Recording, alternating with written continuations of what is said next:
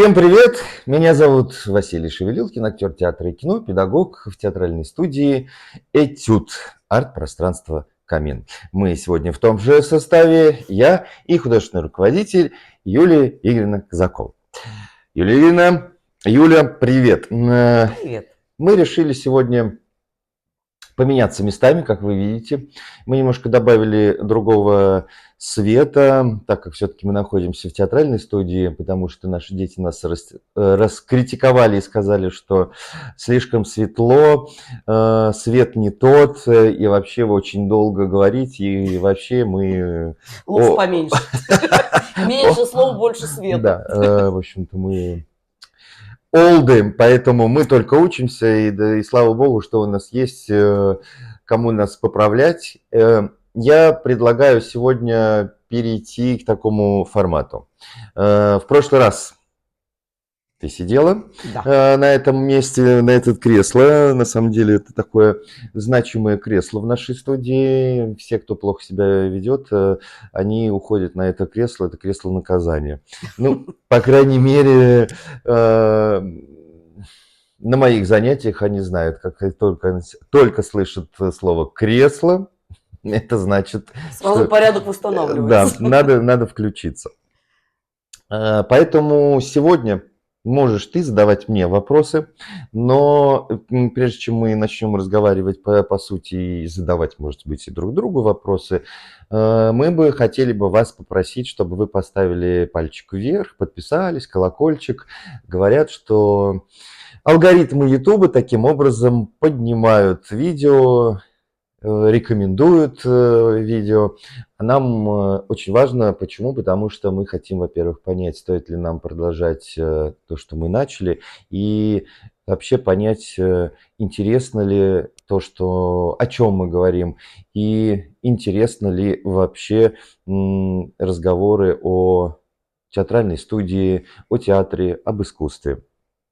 Юль, у меня такой вопрос. Мы как-то затронули, что дети выпускаются, и они остаются всегда на связи, и они периодически приходят. Вот какой процент детей остаются в общении после того, как выпускаются? Наверное, в общении остаются, больше половины точно. Почему им так важно? Почему, во-первых, грубо говоря, ни один институт не дает никакие гарантии. Ты закончил, выпустился и собственно, и пошел. Да. Понятно, в школе, в институте есть вот эти там встречи выпускников. Почему именно у детей остается вот этот шлейф вернуться, прийти, поздравить там с каким-нибудь праздником, с днем рождения?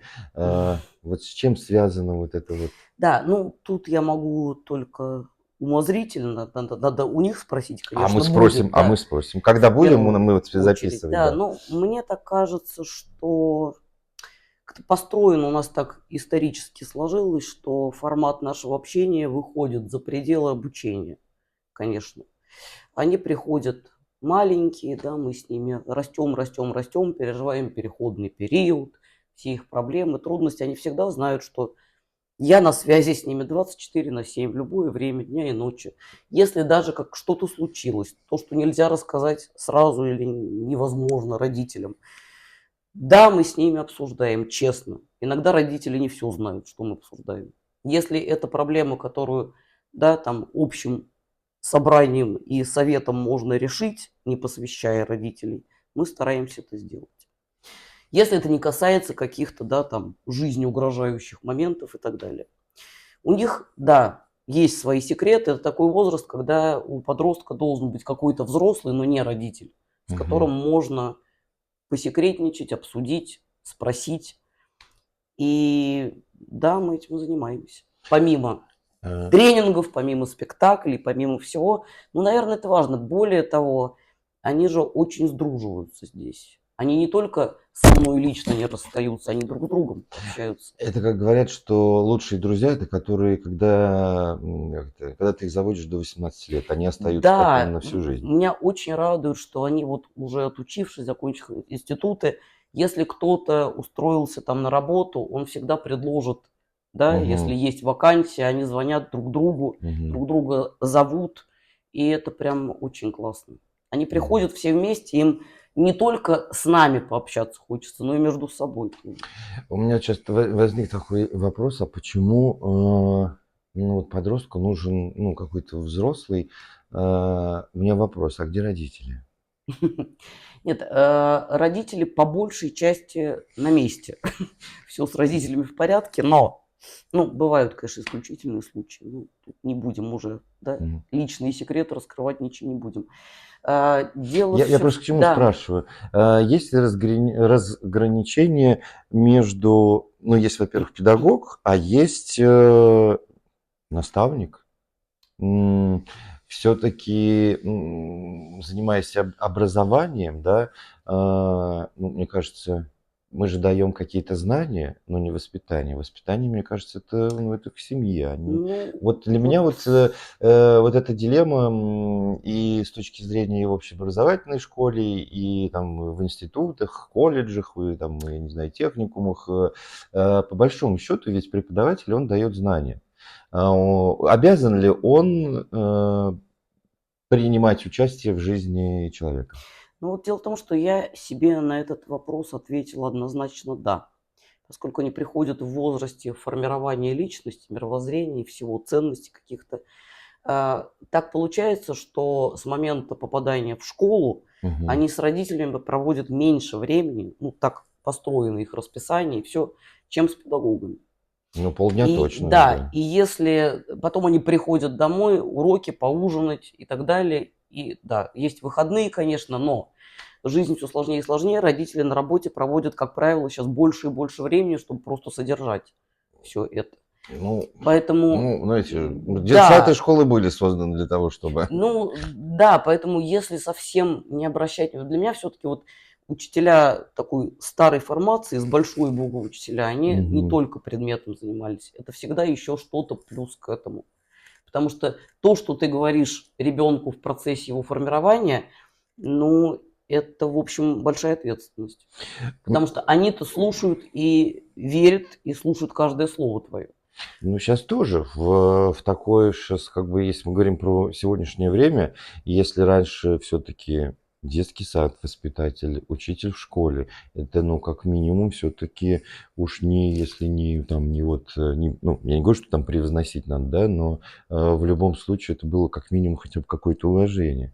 Сейчас оно настолько минимизировано, что шаг вправо, шаг влево, виноват кто? Да, да, есть такое дело, но здесь, как сказать, это не вина ни учителей, ни родителей, это наша общая беда, я бы сказал так. То есть Так такая построена веха. система образования сейчас. Да. М, Тут ну, много всяких, образование. это много всяких факторов этому служат, но поскольку, допустим, школа находится всегда под угрозой, что в департамент что-то напишут, какую-то жалобу, Мгм. они будут всячески, да, идти навстречу родителям, чтобы только избежать жалоб в департамент образования. М. И здесь очень сложно. То есть они тоже так Да, лавируют если мнение. когда-то директор все-таки мог встать на защиту своих педагогов, то есть если он Мгм. человек принял на работу, он ему доверяет, то он его и поддерживает в конфликтных ситуациях. Сейчас такого нет. А, кстати, а были какие-то истории, когда ну, в студии возникали, допустим, какие-то трения между педагогом и ну, студийцами, может быть, неразрешимые вообще? Вот был прям какой-нибудь такой прям вообще? Или же нет? Ну, я бы сказала, не припомню я прям неразрешимых каких-то трагических ситуаций. Потому что всегда, видимо, все-таки Бывает, есть диалог. я всегда за то, чтобы у человека, у ребенка прежде всего, и Мгм. у родителей был выбор. Театральных студий полно. Чего там греха таить, в Москве тем более. Ну да. Поэтому, как, наверное, врача и стилиста мы выбираем вот того, который нам по душе. Ну, Так, потому что все-таки это да, доп. Образование, это не ну это основное, ведь да. все-таки, как сказать, театр, он работает с душой, с эмоциями, с Мгм. чувствами. Как тут можно навязать? Должен быть контакт все равно у Мгм. педагога с ребенком. Поэтому мы всегда даем первое пробное занятие бесплатное, чтобы ребенок побыл и сказал потом честно маме с папой, это его Мгм. или ему нет. Потому что подходы и принципы, сколько руководителей студии, режиссеров, столько и подходов. Все работают Ну да, по-своему. потому что все работают же с Конечно, индивидуальностью. конечно. Понятно, что есть там системы Станиславского, там метод Чехова и того Это всего. все, да, Да, это все, как бы, мне когда-то довелось внезапно сдать экзамен по педагогике, я сразу честно сказал комиссии, я понятия не имею, что это такое, что это за наука такая. Для меня это только то, что ты опытом нарабатываешь свои какие-то подходы и методы решения. ну потому что Да, это творчество. да, Если там, я не знаю, грубо говоря, в математике дважды два да, 4, да. нужно научить, что дважды два Здесь, 4. Здесь как ты здесь я не объяснишь? понимаю, какой свод правил нужно прописать, и Потому что под каждого да, да. в любом, ну не, Ты, не подстроиться, а найти вот тот самый ключик, когда если эта дверка открывается, тогда... конечно, тем более, что, ну, как сказать, дети сейчас и дети, допустим, там 20 лет назад, это очень разные дети. Очень поменялось много и в мире, и рождаются они другие, воспитываются в другой среде. И ты каждый раз с новым потоком детей учишься, перестраиваешься и смотришь, как к этому поколению искать, Мгм. какие ключи, на каком языке. Есть какой-то код, который надо разгадать. Ну да, то есть получается, Это что... постоянная работа. То есть меня когда спрашивают, бывают такие вопросы от родителей, а что вот одно занятие столько стоит, вы там что-то 2 часа с ним поделали и все. Они не понимают, что такое работа педагога. Это 24 часа. Ты про каждого ребенка что-то думаешь, анализируешь, а почему на этом занятии вот он вдруг там отстранился, не слушал, был грустный, был чрезмерно веселый, что не так. И постоянно это крутится в голове. Это Интересно. кроме А как набор же это? упражнений и так далее. А как же своя жизнь? Ну, это диагноз. Да, своя Ну, жизнь, она уже сливается с этим всем. Это настолько часть своей. Либо люди, ну, которые с тобой рядом, они это принимают как факт, как данность. я вообще вот сейчас сравнил, это даже не столько вот, ну, с детской студией, мне кажется, это в любом творческом коллективе, Да, но в театре, по крайней мере, все то же самое, даже работая и со взрослыми. Мне кажется, если там режиссер в театре, в коллективе, художественный руководитель театра, мне кажется, там все то же самое. театр – это Когда... семья, иначе никак. Ну, я с этим тоже достаточно немножко так. Что значит семья? Это работа. Ну, это работа, но ты же понимаешь, что отношения в труппе театра и в офисе, они все равно по-другому немножко складываются. Все люди эмоциональные, Для все этого, для чувствительные. этого нужны тимбилдинги в Это компании, и, да, это я соответственно, согласна. вот хорошая тема. Если такие, скажем, программы здесь, в арт-пространстве Камин, когда, допустим, какой-то компании нужно сплотить Абсолютно. коллектив так, чтобы он Да, был такой же театральный. А да, по поводу того, что есть разница, ну, я всегда говорю, что вот студенты Бауманки, студенты театрального вуза, это совершенно разная атмосфера. абсолютно разные. Это, ну, там это какая-то уже общая становится кровь, я имею в виду в театральном, Я потому в что, этом смысле, да, семья, я имею в виду вот это все. Как во всякой семье, там есть скандалы, да, эмоции, а все да, но, потому что если мы говорим про Бауманку, они все-таки, ну, там, технари, да, да, а у нас, так как мы работаем еще с эмоциями, конечно, и когда мы конечно, эмоционально перед друг другом оголяемся конечно, в этюдах, в тех или других конечно. работах, соответственно, вот эта связка, она Да, становится мне еще, более... когда меня учили еще, мне педагог сказал: "Вы на сцене все голенькие". Это правда. Я знаю даже одного мастера в одном институте, это мне рассказывали студенты, у них это я подумал, это, блин, как отличить. У них один педагог решил сделать вот такое упражнение. Весь курс заставил выйти голенькими. Двое только отказались, остальные вышли. Для чего это делать, я не очень понимаю, потому что это какой-то идиотизм. Как говорится, надо эмоционально, а Ну, не, не не физически. физически, да. Вот, видимо, педагог решил настолько раскрепостить и снять все барьеры. Ну, Для я не чего? знаю, для чего одежду снимать. Ну, ладно, это все-таки студенты эти Да. высшего учебного заведения, это Господь с ним, что они там делают. Только потом они приходят, и мы видим очень прекрасные, замечательные спектакли, когда не рассматривается человек, а показывается совершенно другое. Но это другая история, что-то мы ушли. Мгм. Хотелось, вот мы говорили по поводу этих выпускников, выпустились и все, и ушли. Я их обожаю, не надо. Да, я просто увидел Ненависть. где-то в соцсетях, мне высветилось, что, я сейчас недословно, Мгм. поправишь, что мне не страшно за их что-то будущее, как-то вот там Мне не было. страшно доверить им будущее. С чем связано? Ай. Я имею в виду, ну как, мы же не знаем, какое у них будущее будет. То есть за время, если, допустим, ребенок приходит там с первого класса, идет до 11, Мгм. до 18 лет выпускается, то есть он проходит такой, помимо театральной студии, он проходит некую какую-то школу жизни, Да. которой он уже более приспособлен к... Ну, и это тоже. Но здесь я хочу сказать чуть-чуть, отвлекаясь от основного вопроса. Там речь шла, у них было задание, как они создать некую скульптуру или памятник будущему, как они это видят. Мгм. И они сделали такую штуку, и я говорю, объясните, что это. Они говорят, будущее в руках человечества. И я, глядя на них, подумала о том, что если вот в их руках будет будущее, то я за это будущее буду спокойна. Скажу почему. Театральная студия все-таки, помимо того, что они раскрепощаются, им становится проще в жизни, там коммуникации, это все понятно. Мгм. Кроме этого, они учатся думать, они учатся сочувствовать, они учатся помогать друг другу. Они просто выходят. Вот это пусть не прозвучит как какое-то пустое хвастовство, но за всех выпускников, которые от нас вышли, из них больше половины не пошли в эту профессию. Но то, что они все вышли хорошими людьми отсюда, просто по-человечески. Мгм. Самые простые параметры, да, берем. Они помогают, они не делают подлости, они сочувственные, да. Мгм.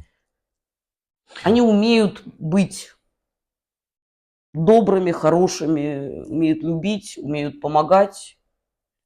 А может быть, Это это важно. связано все-таки, если уж мы говорим про театральное дело, вообще театр и искусство как таковое все-таки воспитывает в человека что-то, ну, все вот эти перечисленные Да. хорошие, Души прекрасный порыв. светлые, Да. а, Ну, да. Очень важно, что они думающие. у меня просто сейчас возник вопрос, а вообще важна ли культура как таковая? Конечно. И какое она должна занимать место вообще в обществе? Определяющие желательно. Ну, мы всегда по остаточному принципу. Извините, пожалуйста, но да. Есть такое понятие, как общекультурный уровень. Вот, да, Как, что собственно, в туда, этой, да, сейчас это, из зарубежного театра литературы, ну, та же самая вот Древняя Греция. да. Ну, это же вот это вот раз в 4 года, 4 года, 4 лет, раз в 4 года приехать на Олимпиаду и вот Да, это все, это же какие вообще умы были. да. Просто с пустого места, не обладая, да, каким-то багажом знаний хоть о чем-то, Мгм, помимо там, математики, физики, это все тоже нужно, мгм. естественно. Но все-таки я понимаю, что сейчас век не читающих людей. Это тоже объективная реальность. Ну, Я не из тех, кто будет осуждать и гнобить. Вот вы не ну, читаете. потому что сейчас Так, видео, да, картинка, сейчас все стали визуалами, да, потому что да. Так проще. жизнь поменялась, и да, это надо признать как факт. Но тогда мы изобрели, я для себя здесь на тренингах такой метод. Есть прекрасное упражнение на внимание, печатная машинка. Мгм. Мы раздаем алфавит, я им говорю фразу, и Ну, они не, потом они делают, вроде, да. отхлопывают. Так вот мы теперь делаем. Я беру цитаты разных хороших людей, зарубежных авторов, которых не слышали, к сожалению, потому что в школьной программе нету теперь зарубежной литературы. Серьезно? Серьезно. Вот те И новости. мы берем фразу, цитату, и я хотя бы коротко рассказываю, кто это и что он написал. Мгм. И если их заинтересовало, они хоть аудиокнигу послушают, хоть фильм посмотрят. Да в том же самом где-нибудь найдут, сейчас Да, же аудиокниги даже да, есть в да. видеоформате, Ну, которые... хотя бы мы за последнее время узнали, кто такой Эмиль Золя, А кто потом, такой Ремарк, да, если надо, то найдут, да. потому что Найдут, все-таки, найдут. По крайней мере, они вспомнят, где-то я это слышал. да, потому что мне библиотекарь в этом, когда я учился, мне сказал, слушай, высшее образование ведь не все знать, а знать, когда и где Да, найти. совершенно согласна. Соответственно, ну, как бы понятно, что... Наша задача дать им соприкоснуться хотя бы вот, ну, чтобы они не первый раз в жизни, там, в 55 лет услышали эту фамилию. Мгм. И вот мы делали этюды на показ, на зимний по картинам. Мгм. Да, мы брали картины, они сами выбирали. Мгм. Естественно, взяв картину, ты же должен знать, что за художник, что-то о нем хотя бы. Да, если уж они до музея не дойдут, то Да, надо хотя бы, перерыть пускай кучу они хотя бы это. художников, чтобы найти то, что тебе нравится. Я вчера, у меня это было занятие, ну, правда, это со взрослыми, и меня вот как раз это... Я вот не понимаю, в чем прелесть Моны Лизы.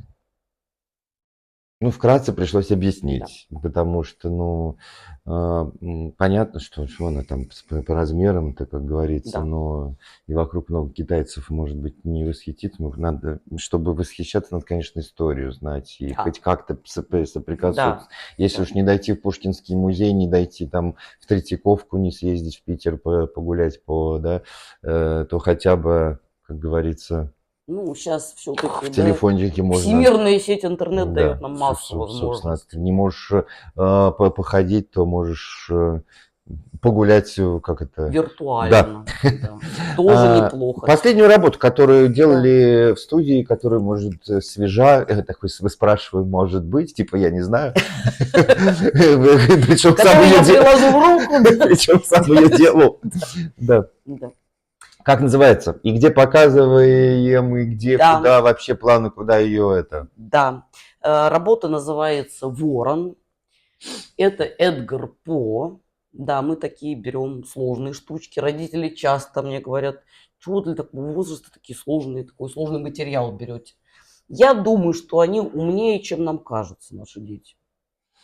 Они в состоянии. Вполне. Я думаю, что да. Во-первых, они приучены в театральной студии, что бы мы ни делали, сначала обсудить, проанализировать, высказать мнение. Это всегда, что я им говорю всегда, это никого не слушайте и на слово не верьте. Выслушал, обдумал, сформировал свою точку зрения. Всегда. Вот если первоначально, допустим, давайте вот это делать. Вот первоначально это видность не загорается, ладно, тогда можно туда не идти. А если есть какой-то ответ, они могут это проанализировать. Да. Понятно, потом в процессе наступает период, когда это все закончится. Но если вот первоначально вот этот импульс, они понимают о чем, и они хотят это, у них вот даже если... Я что-то про любовь все тут, их это втягиваю. Да, они же это все, для них это все смущение, это все всегда, но вот есть по-настоящему, прочувствуют стих, Да. если по-настоящему вот эту историю вот наложат на себя, вот здесь вот, да, как будто их своя. Иногда я забываю, все сижу, слушаю. Да. Иногда они удивляют, они делают так, как ты не в состоянии их научить. Они сами вот. Да. Наша задача, как сказать, этому научить нельзя. Задача помочь раскрыть. Ну да. да. И ты даешь технику, конечно. Да, это понятное есть, дело. Но в остальном-то, что такое актер? Тело, эмоции, голос. Ну, в принципе. И голос это тоже тело. Ну, в Потому что принципе, да. работа А эмоции-то не у каждого есть. Ты только дай этому выбраться куда-то наружу. Направить психофизику да. в нужное русло. Это же у всех, поэтому, когда спрашивают, а как вы вот не отбираете? Да как отбирать, когда вот это все тело, голос, эмоции, оно у всех есть. Ну, правильно, потому что даже в театральном вузе ни один художественный руководитель, ну, мастер курса, он не знает, как студент, как он себя поведет, куда он Абсолютно. это для них тоже всегда такой, ну, как не риск, не страх, а в плане того, что а вдруг я ошибся Да, в этом плане. да, так очень часто выстреливают те, на кого вначале не обращают внимания совершенно. Да. Ну, вот это часто бывает. У нас бывает, ребенок пришел в 1 классе и к 10 вдруг выдал такое. Вдруг. Ну, вот и такое бывает. У всех своя скорость движения в этом смысле. У всех свой Да. разный темп и ритм, все потихонечку. А бывает наоборот, на занятии человек сидит, вот даже вот в группе у меня есть персонаж один, вернее одна. Вот все очень где-то в уголке, вот это вот Да. все. А когда отчетный вот этот вот показ Да, или раз. что-то, фу, и ты Да. понимаешь, почему раньше мне этого не Этот показывали? персонаж у нас вышел на очный этап конкурса чтецов Международного театрального фестиваля. Ясно? Персонаж, наверное, поймет. Да мы можем назвать. Можем, А конечно. давай так, на раз, два, три называем имя. А то вдруг мы про разного ребенка говорим. Раз, два, три. Таня Таня. Дроздова. Да. Но у нас не только Таня, там вышли 4 человека. Это очень приятно. Лера Дубовицкая, которая к нам ходила. Ну, Мгм. читать продолжает ходить. Мгм. Таня, Катюша Алексеева, тоже Мгм. из Таниной же группы.